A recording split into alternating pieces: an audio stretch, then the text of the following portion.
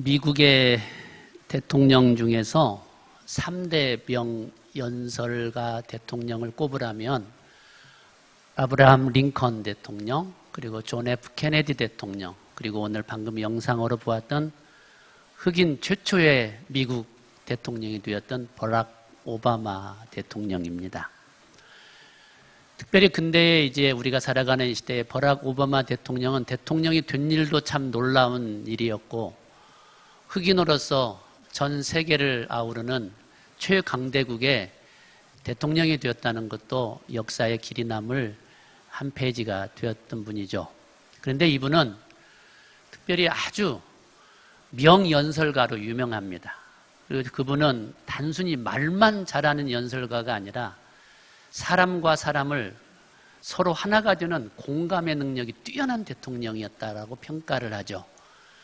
그래서 그분은 진정으로 통치를 하는 기간에도 사람과 사람의 공감을 얻어내는 일에 뛰어난 능력이 있었던 사람으로 이렇게 평가되는 사람이기도 합니다. 오늘 우리가 본 영상은 바로 그러한 오바마 대통령 집권 2기 때에 이 사우스캐롤라이나에 있는 찰스턴 흑인 교회에서 총기 난사 사건이 일어났고, 그 일로 인해서 흑인과 백인이 극도로 험악한 관계가 되어졌을 때 이 교회에 추도하러 온 이 오바마 대통령은 정말 그 분노하고, 심지어는 많은 흑인 지도자들이 당신이 대통령이 된 것이 이때를 위함이 아니냐, 뭔가 좀 강력한 발언과 메시지로 우리의 좀 마음을 달래주라고 이렇게 말할 정도였다고 그러죠. 그런데 우리가 방금 영상을 보았듯이 이 대통령 한참을 말을 않고 있다가 그 유명한 Amazing Grace, 우리 찬송가 305장이잖아요. 나 같은 죄인 살리신 주 은혜 놀라, 이 찬양 하나로 그곳에 있는 모든 흑인들의 마음을 누그러뜨려 버리고 맙니다. 참 타고난 사람입니다. 그때 어떻게 이 찬양을 할 생각을 했었을까?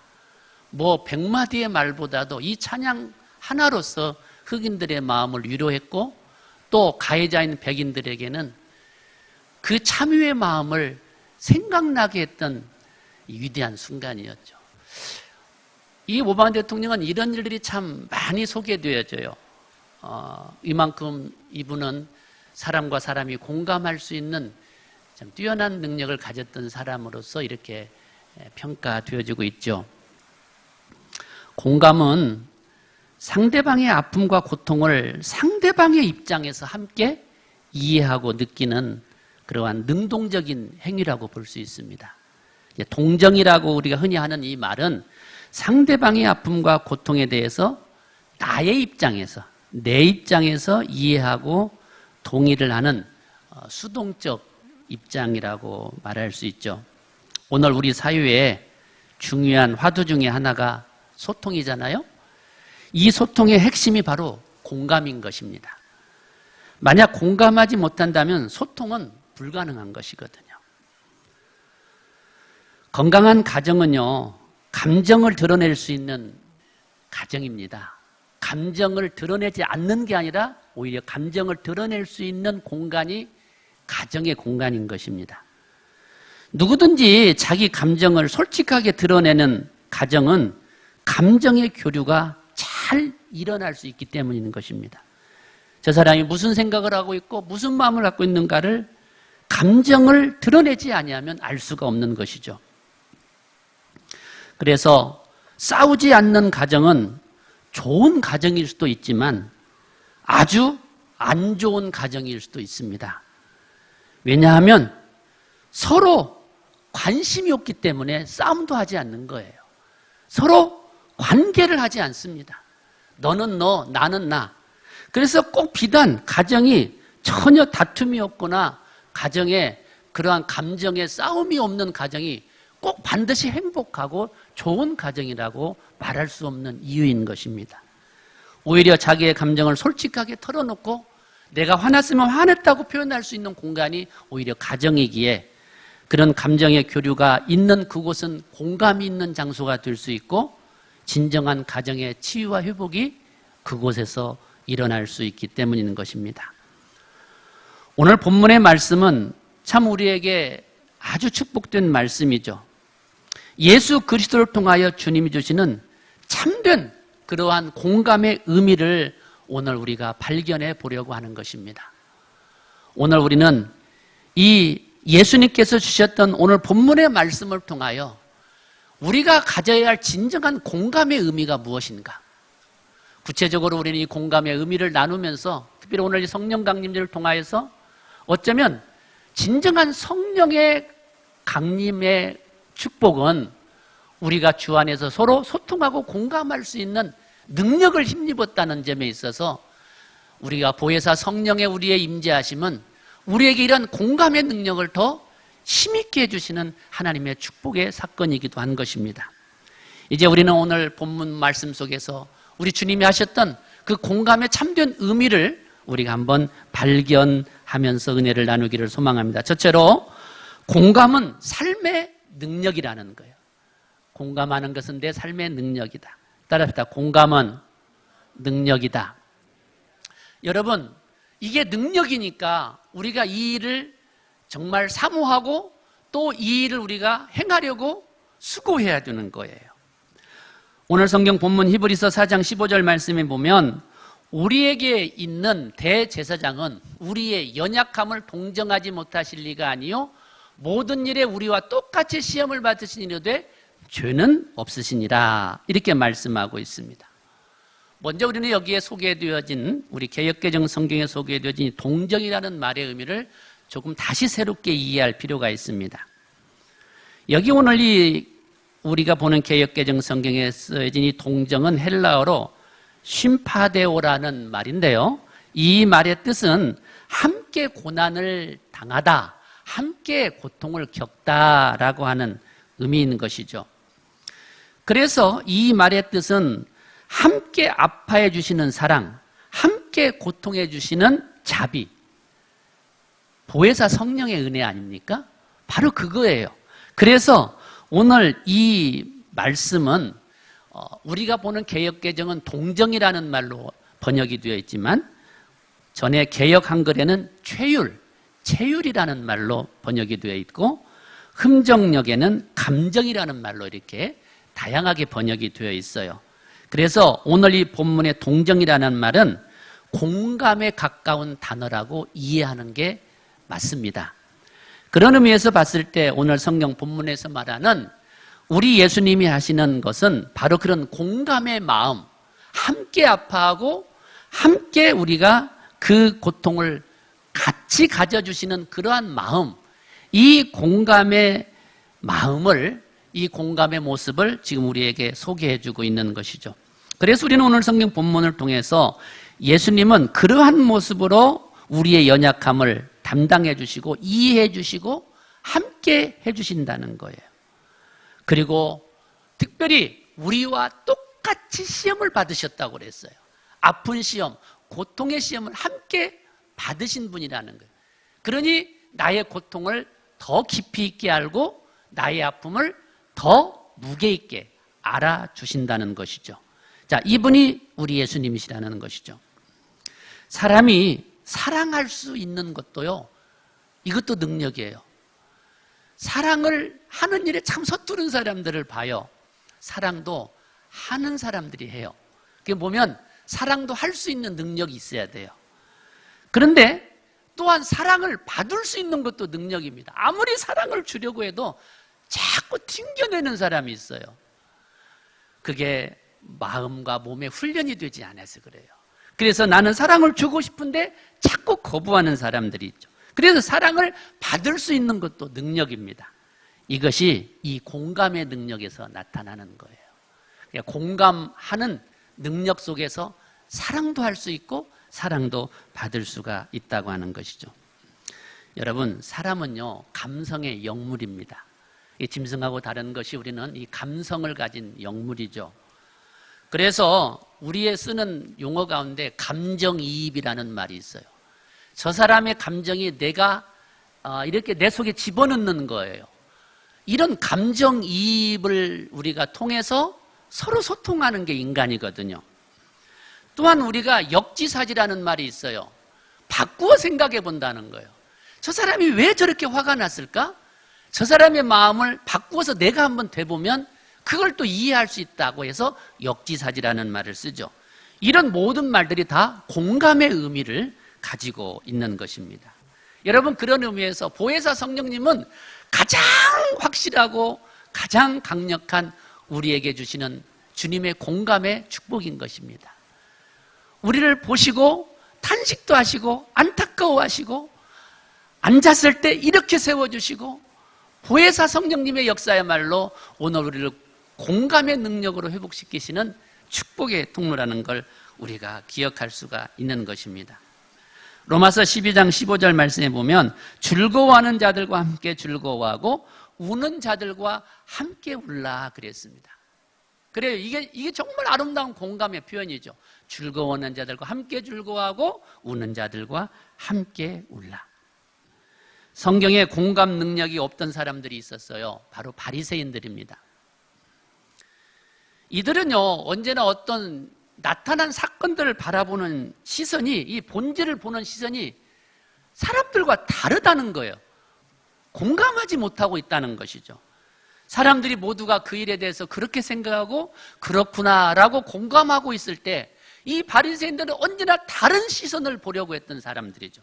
전혀 사람들과 공감할 수 없었던 사람들이죠.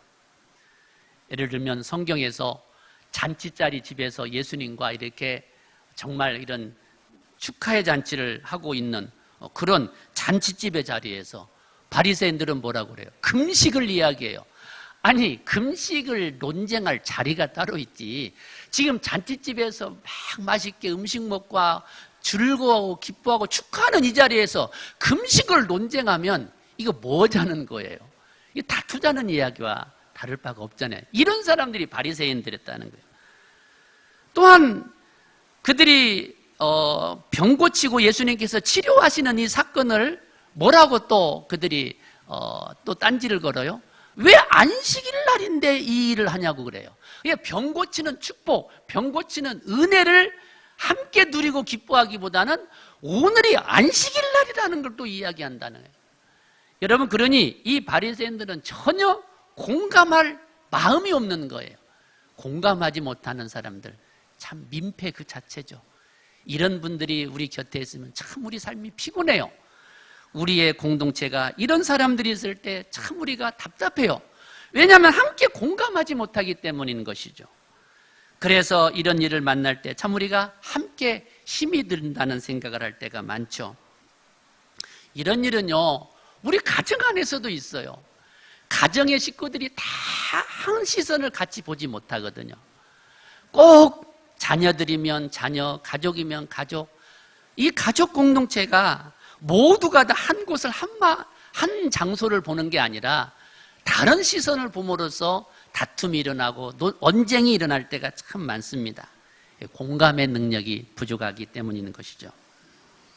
공감이 없으면요, 존재의 행복도 적습니다. 소통의 시작은 공감이거든요. 그런데 위로는 공감할 때 이루어지는 거예요. 내가 정말 위로받고 싶다면 함께 공감할 수 있어야 그게 위로가 진짜 되는 거거든요. 그런데 이게 공감하지 못하면 위로가 될 수 없는 거예요. 우리가 무슨 말을 그냥 한다고 해서 그게 위로가 아니죠. 정말 함께 공감할 수 있을 때 우리가 위로가 되는 것이죠. 여러분, 우리가요, 이 공감함이 없으면 내 존재에 행복이 없는 것, 우리 삶 속에서 많이 경험하잖아요. 항상 공감할 수 없기 때문에 외톨이가 되는 거예요. 고독해요. 왜냐하면 공감의 기쁨을 나누지 못하니까. 모든 사람이 함께 공감하는 걸 나는 공감하지 못해요. 그러니 그 삶이 행복하지 못하는 것이거든요. 여러분, 우리는 그래서 성경에 함께 웃고 함께 울라고 하는 것, 참 우리에게 얼마나 공감의 그 삶을 우리에게 축복으로 말해주는지 몰라요. 우리가요, 함께 웃고 함께 우는 일이 한 가지 제가 여러분들에게 질문을 던져봅니다. 여러분들이 함께 우는 일이 쉽습니까? 함께 웃는 일이 쉽습니까? 잘 생각하셔야 돼요. 여러분, 함께 우는 일은 오히려 쉬울 수가 있어요. 사람은요, 감성이 있기 때문에 슬픈 일을 만나면 그냥 눈물이 나와요. 보통의 사람들은 다 그 슬픔에 동참해서 쉽게 함께 울어줄 수 있어요. 그런데 함께 웃는 게 어려워요. 이 함께 웃는다는 건 그 사람이 잘 됐거나 그 사람이 축하받을 일이 있거나 그 가정이 정말 잘된 일이 있으면 함께 웃어주고 기뻐해야 주는데 이게 잘 안 된단 말이에요. 여러분, 나보다 저 사람이 잘된 것에 내 마음이 빨리 열려지지 않아요. 그래서 우리는 함께 우는 일보다 오히려 함께 웃어주는 일이 쉬울 것 같은데 더 어렵다는 거예요. 그래서 우리는 공감이라고 하는 것은 함께 웃고 함께 우는 일에 막힘이 없이 그렇게 열려졌을 때 우리가 공감할 수 있는 축복이 있다는 것이죠. 우리 예수님이야말로 최고의 공감의 능력자이십니다. 히브리서 5장 7절 말씀에 보니까 그런 육체에 계실 때에 자기를 죽음에서 능히 구원하실 이에게 심한 통곡과 눈물로 간구와 소원을 올렸고 그의 경건하심으로 말미암아 들으심을 얻었다, 이렇게 기록하고 있습니다. 그러니까요, 우리 예수님께서 육체를 입고 계실 때 정말로 그분의 삶 속에서 보면은 그 곁에 있는 이들을 위해서 눈물로 또 통곡하면서, 그래서 나사로의 죽음 앞에서도 또 그러한 고통당하는 사람들 앞에서도 같이 아파해 주시고 그렇게 하나님께 기도하시는 우리 주님의 모습을 통하여서 정말 우리 예수님이야말로 공감의 능력자셨구나 라는 생각을 가져보는 것입니다. 우리가 늘 성령 충만을 이야기합니다. 성령 충만은 말이죠, 공감의 능력의 가장 복된 모습인 것입니다. 성령 충만을 우리는 보통 어떤 은사나 신비한 거나 이러한 것으로 참 생각할 때가 많아요. 그러나 진정한 성령의 충만함을 우리가 사모해야 되는 이유는 성령 충만할 때 공감할 수 있기 때문에 그러는 거예요. 이게 가장 잘된 장소가 어디고 잘된 곳이 어디였겠어요? 초대교회 아닙니까? 초대교회는 성령의 강림을 통하여 세워진 교회인데 유무상통했어요. 네 것 내 것이 없었어요. 이런 전무후무한 놀라운 이런 상통, 서로 통하고 마음이 서로 소통할 수 있었던 이 놀라운 공간, 초대교회 모습, 무엇 때문에 그랬어요? 성령 강림으로 인해서.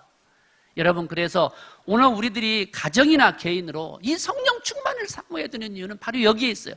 가정이 성령 충만하면요, 공감할 수 있어요. 소통할 수 있어요. 우리는 이것을 기억할 때마다 정말로 우리는 예수님께서 공감의 능력자시다, 우리는 그분에게서 바로 그걸 배워야 되는 거예요. 우리가 성령 충만함으로 그러한 삶을 닮아갈 수 있는 우리들이 되기를 소망합니다. 공감 복음서에 나타난 예수님의 참 공감의 아름다운 표현이 있어요. 공감 복음서에 이 말이 참 많이 나오죠. 그들을 보시고 불쌍히 여기시느니라. 참 이 말이 많이 나와요. 여러분, 이 말을 곰곰이 생각하면 그들을 보시고 불쌍히 여기시는 주님의 마음, 이게 공감 능력자의 마음이시는 거예요. 이게 언제나 우리 주님의 마음 속에 있었죠. 그 주님께서 부활 승천하시고 우리에게 보혜사 성령을 약속하시고 그 보혜사 성령이 마가 다락방에 임하셨어요. 그래서 이곳에 있던 백신문도가 다 성령 충만하니 말이죠, 모든 사람과 소통하는데 어느까지도 소통이 돼요. 놀랍지 않아요? 이게 성령의 능력이고 성령의 충만함이요, 이것이야말로 성경이 말하는 공감의 능력의 축복인 것입니다. 사랑하는 여러분, 성령 안에 거하시고 성령의 충만함이 있을 때 공감의 능력이 나타납니다. 우리가 이 공감의 능력이 있는 가정이 될 때에 우리가 소통하고 가정이 행복할 수 있다고 하는 겁니다. 여러분, 공감은 능력입니다. 예수 그리스도 그분을 우리의 연약함을 함께 아파해 주시고 우리와 같은 고난의 시험을 받으시사 진정으로 그의 그러한 백성들을 향한 함께 하시는 그러한 공감의 축복이 우리에게도 함께 하시기를 소망합니다. 두 번째로는요, 우리는 이 공감을 넘어 답을 주시는 분, 바로 예수 그리스도입니다. 히브리서 4장 오늘 본문 16절에 보면 그러므로 우리는 긍휼하심을 받고 때를 따라 돕는 은혜를 얻기 위하여 은혜의 보좌 앞에 담대히 나아갈 것이니라 그랬습니다. 이제는 우리는 공감하는 것에서만 멈추어 서는 것이 아니라 그 공감을 넘어 답을 찾아야 되는 겁니다. 공감이 이루어지는 것도 중요해요. 그러면 그 공감이 이루어지는 것에서 멈춰서면 영원한 해답이 없는 거예요. 자, 우리가 고통의 문제를 가지고 서로 공감하고 있어요. 우리가 아픔의 문제를 가지고 서로 공감하고 있어요. 그래, 네 아픔이 내 아픔이고 내 아픔이 네 아픔이야. 그러나 그것으로 계속 멈춰 있다면 이건 우리의 삶이 불행한 거예요. 그 공감을 넘어서서 답이 우리에게 있어야 되는 거예요. 자, 아파하고 너의 아픔이 내 아픔이고 내 아픔이 너의 아픔인데 이 아픔을 누가 해결해 주냐? 이 답이 우리에게 있어야 돼요. 그래서 우리 예수님은 공감을 넘어 답을 주시는 분이라는 거예요. 우리 가정 안에도 공감이 있더라도 그 공감하는 속에 답을 주시는 주님을 만나야 되는 거예요. 그래야 우리 가정이 진정으로 행복할 수가 있는 것이죠. 인간의 영육 간의 참된 힐링은요, 예수 그리스도를 통해서 우리가 이루어지는 것입니다. 인간의 삶의 모든 문제의 근원은 죄의 문제라는 것을 우리는 잘 알고 있어요. 그래서 우리의 진정한 영육 간의 힐링은 우리의 구원자 되시는, 우리의 대속주 되시는 예수 그리스도를 만날 때 가능한 것입니다. 사람은요, 그 사람의 성격 문제, 인격 또는 생각의 문제들, 그걸 우리가 많이 이야기합니다. 난 저 사람하고 성격이 안 맞아. 나는 집에서 그냥 우리 그냥 아버지하고 나는 그냥 생각이 늘 틀려. 여러분 그래요. 그런 것들이 있잖아요. 그런데 그 근원은 따지고 보면 그 사람의 문제가 아니라 우리 인간의 죄성에 있다라는 거예요. 이걸 볼 수 있는 게 믿음의 눈인 겁니다. 우리는 세상에서 어떤 우리의 상담이나 또는 우리의 어떤 생각을 치료받는 힐링의 그러한 일들을 통하여서 우리의 마음을 고치고 생각을 치료받는 프로그램들이 많아요. 근데 여러분 아십니까? 그러한 것들은 우리에게 본질적인 답을 주지 못해요. 잠시 잠깐 그것들이 치유될 수 있어요. 그러나 진정으로 이것이 죄성, 우리 인간의 피조물의 죄성을 터치해 주시는 예수님과의 만남이 없으면요, 이 상처가 회복되지 않습니다. 그래서 우리는 이 치료자 되시는 예수님을 통하여 우리의 이 죄성을 치료받는 거예요. 이게 놀라운 대속의 은혜인 거거든요. 여러분, 우리가 사람을 만나서 위로를 받을 때가 있어요. 그러나 그건 인생의 답은 아니잖아요. 내가 위로받을 수 있죠. 친구에게 위로받을 수 있고, 우리가 아내에게 위로받을 수 있고, 자식에게 위로받을 수 있어요. 그러나 그건 답은 아니에요. 답은 예수를 만나야 되는 것입니다. 여러분, 인생의 답은 예수에게 있는 거예요. 복음의 능력이 바로 여기에 있는 것이죠. 마태복음 4장 23절 말씀에 보면 예수께서 온 갈릴리에 두루 다니사 그들의 회당에서 가르치시며 천국 복음을 전파하시며 백성 중에 모든 병과 모든 약한 것을 고치시니 그랬습니다. 여러분, 여기에서 우리가 정말 기억해야 될 건요, 병을 고치시는 주님도 중요하지만 병뿐만 아니라 우리의 약한 것을 고치시는 분이 예수님인 줄로 믿습니다. 실은 우리가요, 이 육체의 병보다 힘든 게 마음의 병일 때가 너무 많아요. 그래서 우리는 이 마음의 병은 약도 없다는 말이 있어요. 우리 예수님은요, 그렇게 사람들의 병을 치료도 하시지만 그들의 약한 것들, 바로 마음의 병이에요. 그것들을 치료해 주시는 일에도 우리 예수님은 힘쓰셨다는 것이죠. 현장에서 가늠하다 잡힌 여인의 사건을 우리가 가만히 들여다보면요, 여기에 참 우리 주님의 공감의 능력이 있음을 알고 그 공감의 능력을 뛰어넘어 참된 인생의 답을 주시는 주님을 발견하게 돼요. 자, 현장에서 가늠하다 잡힌 여인이 왔어요. 그럴 때에 사람들이 다 그를 돌로 죽이겠다고 하죠. 그럴 때 예수님께서 땅바닥에 보라고 글씨를 썼다고 그랬어요. 근데 어떤 학자들은 이걸 이렇게 재미있게 해석하기도 해요. 그때 그곳에 몰려든 사람들을 예수님이 전부 김철수, 도둑질하다 잡힌, 도둑질함, 이웃집 것 금 훔쳤음, 그걸 다 적었다는 거예요. 이 상상력이 참 풍부해요. 그러니까 사람들이 저 사람이 어떻게 내가 몰래 한 죄를 다 알고 있지? 그러고 다 돌을 놓고 갔다는 거예요. 자, 이제 우리가 여기에서 한 가지 관심 있게 볼 게 뭐냐면요. 예수님은요, 돌로 죽이겠다고 한 그 사람들을요, 뭐라고 하지 않았어요. 그래, 죽이려면 죽이라는 거예요. 공감했다는 거죠. 왜냐하면 율법에 의하면 그건 죽일 수 있는 일이니까 그래, 나도 그거 인정한다라는 거예요. 그래도 죽이지 마, 이게 아니에요. 예수님은 그래, 죽여라. 너희들도 알고 나도 알고 있는 거니까. 이 공감을 하잖아요, 그들과. 그래서 공감은 했어요. 죽이지 말라고 안 했어요. 다만 예수님은요, 이렇게만 말했어요. 너희 가운데 죄 없는 사람이 먼저 돌로 쳐. 돌로 치라고 그랬잖아요. 그런데 죄 없는 사람이 먼저 치라니까 아무도 치는 사람이 없이 갔어요. 우리 예수님의 아주 놀라운 공감의 능력이잖아요. 뭐 그 돌로 치려는 사람 나쁘다고 말할 것도 없고 잘못됐다고 말할 것도 없고 같이 그들의 마음과 공감해요. 그래, 이 여자는 돌로 맞아 죽을 여자야. 나도 그렇게 생각해. 공감하니까 돌로 치는데 죄 없는 사람부터 먼저 칩시다. 그러니까 아무도 못 치더라는 거예요. 그리고 그 여인에게는 뭐라고 말해요? 나도 너를 정죄하지 않겠으니 돌아가 다시는 죄짓지 말아라. 답을 주시잖아요. 그게 진정한 공감의 능력인 거예요. 답을 주시잖아요. 그래, 나도 저 사람들 같이 나도 너도 그냥 너 돌로 안 칠게. 잘 가. 그러면 안 되는 거예요. 예수님은 답을 주시잖아요. 나도 너를 정죄하지 않겠는데 이제는 돌아가 다시는 죄짓지 말아라고 답을 주시잖아요. 바로 그거예요.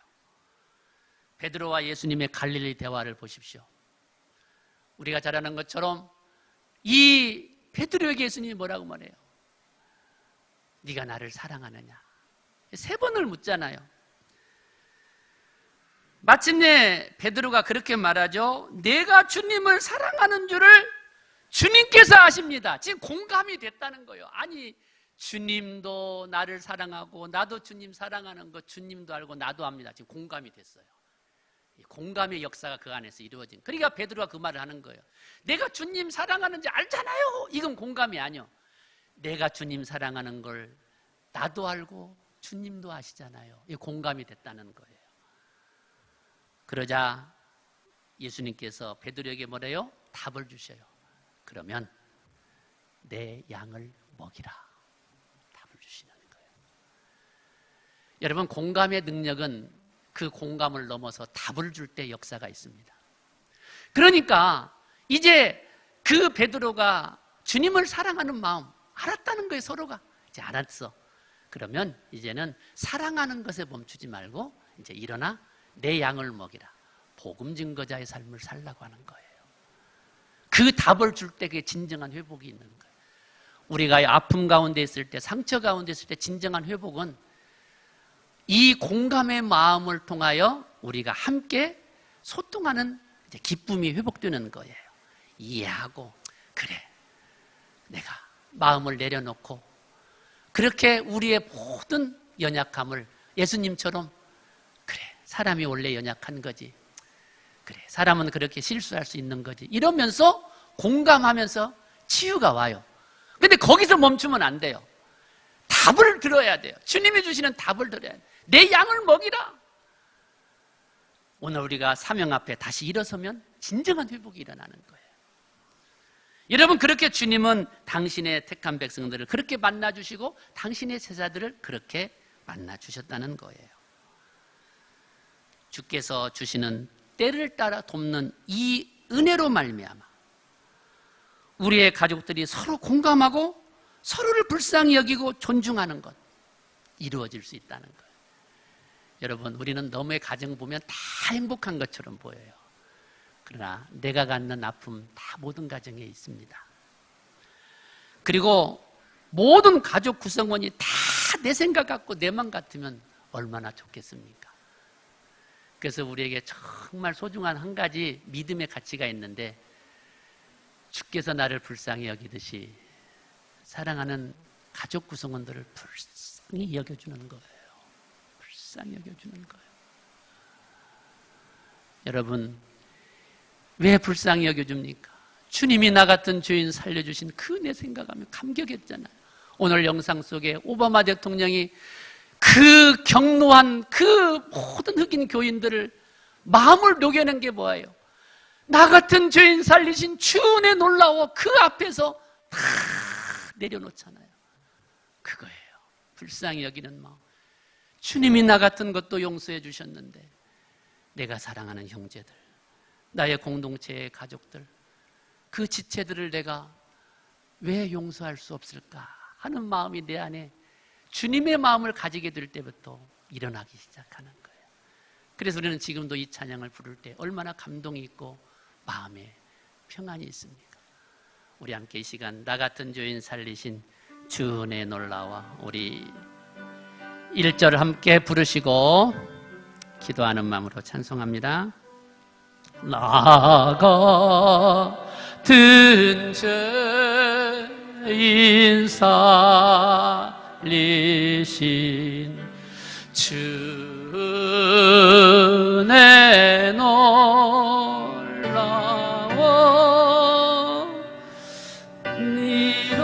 잃었던 생명 찾았고 광명.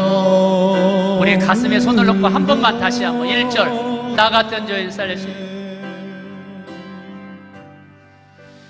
나 같은 죄인 살리신 주 은혜 놀라워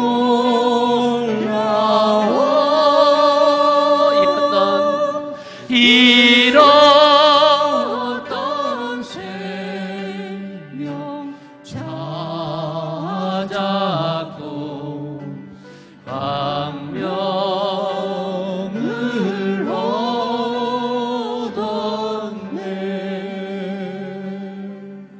거룩하신 하나님 아버지,